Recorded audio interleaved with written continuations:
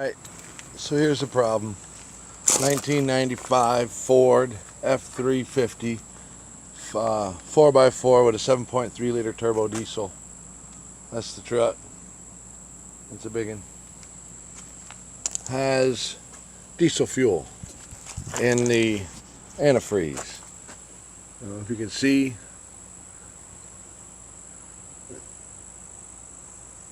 that certainly isn't the color, and if you felt it, you would see it, feel it oily. The texture is oily. It's not real. It smells like diesel fuel, obviously. So the problem is cracked fuel injector cups. One of them or more are cracked, and that's the barrier between the coolant and the diesel fuel from the injector. It's made of brass, and they wear over time. Now this truck only has, it's 2016, it's a 95, and it's only has 74,000 miles on it, but it's done a lot of sitting, especially in the process of rebuilding it. So I guess it's just normal heat, wore it out, made it crack.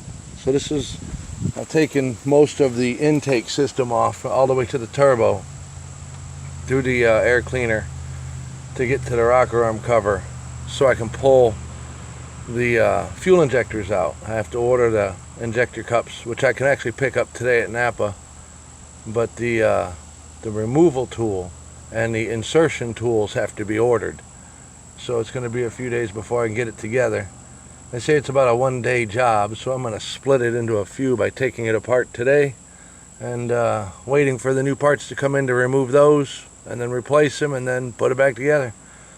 This is a problem. You'll notice it on your truck when you see your overflow container for your cooling system overflowing. Sometimes it's blowing past your radiator cap. Actually, if you look, you can see fluid still there because it's been blowing past it for a while now, for at least a week.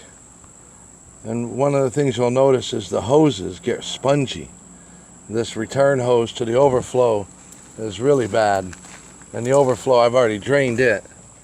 Obviously it was full of gunk. Well, not gunk, but the oily diesel. It's not good for the plastic. It'll definitely make the plastic go bad. It's not good for any of the rubber here, any of the seals, O-rings, gaskets, things like that. The diesel fuel wears away at them and they go bad, they fail. So I'm going to be doing a bunch of things. I got to flush it completely, internal, the engine and the radiator and all the associated hoses and stuff. But I've also got to get the diesel fuel out of the rubber that I can, and then just kind of keep an eye on it to see if anything else springs the leak. I would expect leaks over time to occur, and I'll just deal with them when they get here. Nice old truck though, love driving it, so she'll be back on the road in a few days. We'll check in when I get the parts. See ya.